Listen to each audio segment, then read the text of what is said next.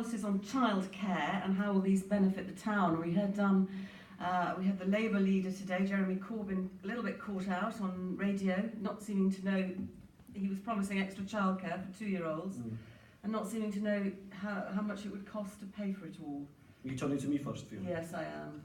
Well, look, just on the Jeremy Corbyn point, Jeremy's apologised, and I think actually... Do you admire Jeremy Corbyn? Oh, yeah. Because I mean, there's some in your party that don't. Yeah, but look, I do. I've supported Jeremy. I worked on his leadership campaign twice, and I'm very proud of that. But actually, there's a left-right split in every party. But I've always been a member of the Labour Party. David used to be a member of the Social Democratic Party. So he would be on the right of the Labour Party, essentially, but he's on the left of the Conservative Party. I don't know about Joan or John. So it's all very complicated. But look, Jeremy has apologised for that. He didn't know a figure, but the policy itself is much more important. But actually, Philip Hammond, the Chancellor, had no idea about the cost of HS2 when he was asked about that. You know, so I mean, politicians are fallible, but if you're childcare for this part of the world, how would you, if you were elected, how would you change things? How would you offer people hope on childcare? Well, the offer is 30 hours a week, you know, and that is what a civilised, decent country should offer. But actually, quite often, not just here, but right around this constituency in the country, you have both parents going to work now, you know, and that's normal. And that's about economic emancipation for women as much as anything else, and that's a great thing. You know, it's taken far too long to get to that stage.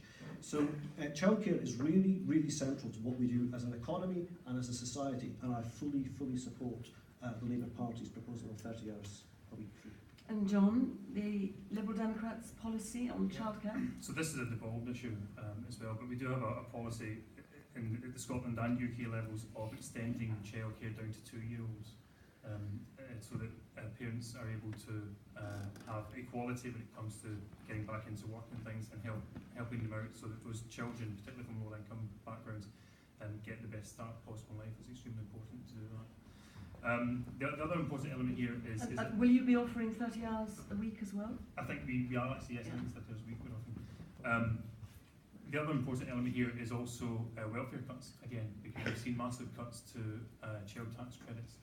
And again, we would reverse all of the recent cuts that have come in welfare and all of the proposed cuts that are due to come in the next few years. So childcare hours and things, this is important, but actually for people on low incomes, the amount of money that's coming into the household to look after their children is also important. And when child tax credits have been slashed and other things, it's really important to actually be able to help those families out that are on lower incomes, particularly at the time when inequality is actually increasing. Joan, SNP policy on childcare. Well, this is a devolved policy, and the SNP is already delivering on it.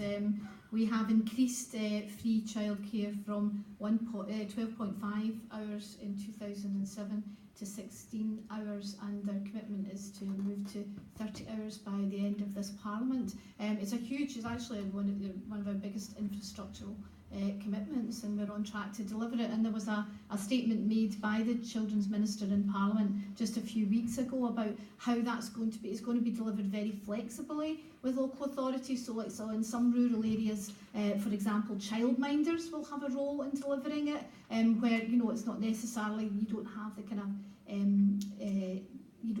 a central base that everyone would go to a nursery. It might be more appropriate for some parents that a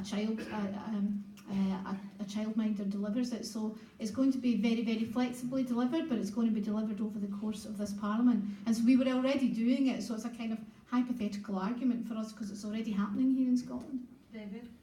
Yes, it's devolved, and for once I do agree with Joan that it needs to be able to be delivered flexibly, because in a rural context, the availability of childcare and just the logistics of childcare are quite different from an urban environment, and so I think that flexibility is welcome.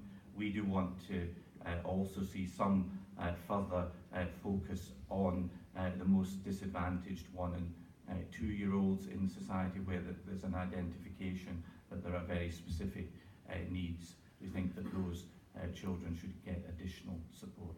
Now we've got about 6 or 7 minutes left. I want to get through a few of these questions. I want really, really short answers off you. I know it's tricky. I'll try and pick the questions, or you can get a short answer. Okay, you kick us off, John. Why is Langham neglected by D&G Council, Dumfries and Galloway Council, in favour of towns further west? Is it neglected, do you think? Being a smaller town in this part of the south of Scotland, it probably is somewhat neglected. And what would you do about that? I think it's down to the MP to put pressure on councillors. Okay, and what about you, Douglas? Well, as I've said, I think we need a strong local champion, someone who's going to understands Langham and will champion Langham very strongly and work only for the people of Langham and DCT. And what I'm saying is that I would never take high office in my party, front bench role or anything like that, because I think this is a neglected area. But Langham is culturally caught between the borders and the areas kind of further west, like Dumfries. But we do have good local councils here, like Archie Drybrow and others, and people are working very hard. And I think there is perhaps the start of a realisation that Langham is slightly caught between two stools. David, I presume you wouldn't agree that Langham is neglected in favour of towns further west? I wouldn't agree that it's neglected in towns further west, because my experience of Dumfries and Galloway Council is it neglects all towns within its area. Dumfries and Galloway Council has been one of the poorest councils in Scotland. We now have a marriage created in hell of the SNP and Labour going to run Dumfries and Galloway. That doesn't fill me with optimism, but I agree we have to continue to put pressure on them to recognise Langham and Eskdale and its specific needs. Well, could I say that when the Tories were around Dumfries and Galloway Council, they couldn't even agree with one another. They all fell out and their administration collapsed. But Joan, the question is Langham neglected? Is Langham neglected in the great scheme of things in Dumfries and Galloway? Since I was elected in 2011, I have pushed very hard at Dumfries and Galloway Council to pay attention to Langham, and I think Langham has actually been neglected by the council. And this is the first Labour and SNP coalition in the council for a long time. I'm not aware of a previous one, and I'll certainly be working with colleagues. There isn't an SNP councillor for this seat, but I shall certainly be working with colleagues to make sure that Langham is on the radar, because there is money available. You know, the Scottish Government has like town centre action plan money and things like that, but it's up to councils to bid for that money. And Dumfries and Galloway has bid for that money before, and it's gone to Dumfries and Stranraer. And there are great needs in those areas as well. But that's why it's really important to have a vehicle that lobbies for Langham as a whole, and I'll certainly give it my full Joan, support. another question. We're trying to be really quick here. Thank you very much for that. The roads around here would be an embarrassment to a third world country. What are you going to do about the potholes? Go on, very quickly. Potholes.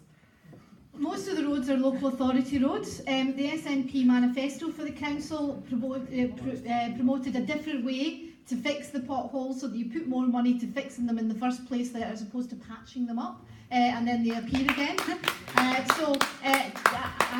I'm confident that the new coalition and at the council level will take that forward. David, potholes, they are a bit awful, aren't they? Your tyres are shredded. It's shocking, and because local people, you know, in terms of what they pay in relation to council tax, in terms of what they think council should be doing, put roads, you know, right at the top of the priorities the council don't. I look forward to seeing this new Labour SNP council dealing with the potholes, and Joan will be joining councillors and others, no doubt, to fill them in, because it's about time somebody did.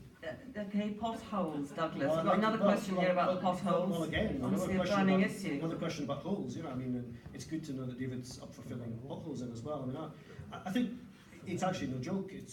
You know, they do need to be filled in. There are some pretty terrible ones around here, and the council just needs to get on and do it. And I'm absolutely sure they will. But on the subject of roads, actually things like the A7, Langham needs to be on these signs. It's not just about the holes; it's about how the roads work for us.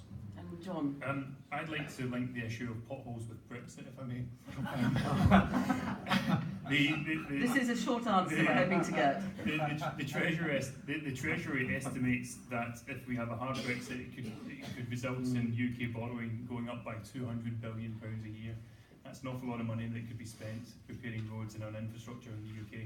Now we would spend £100 billion a year in the next Parliament, but can you imagine the amount of money that we could have to improve the infrastructure of this whole country if we weren't involved in this insane project to pull out of the EU that's going to cost tens of billions of pounds? I've got two more questions I'd just like to get in, and one is Lewis Bell. Lewis, are you here tonight, or did you pop a question in? You're there, right. Age 16, Lewis is asking, there is very little opportunity for employment in the local area. We're back to jobs again, aren't we? How could you improve this for the upcoming generations? John, kick us off here. A very good question, Lewis. Are you planning to stay in Langholm, do you think? I think so. You don't? You think so? I don't think so. You don't think so? What can you do to make people like Lewis stay? There's nothing for him here. So, you look like a fit young chap. I'll introduce you to mountain biking. I think you should set up your own mountain bike leadership course down here. Take people out on in the countryside here and lead them via mountain bike events. So Douglas? No, it's an excellent question. I think it's partly to do with education, is that people go and they don't come back. And I think they need a reason to come back. And if the town was flourishing, they would come back because there would be jobs here. And just one small thought,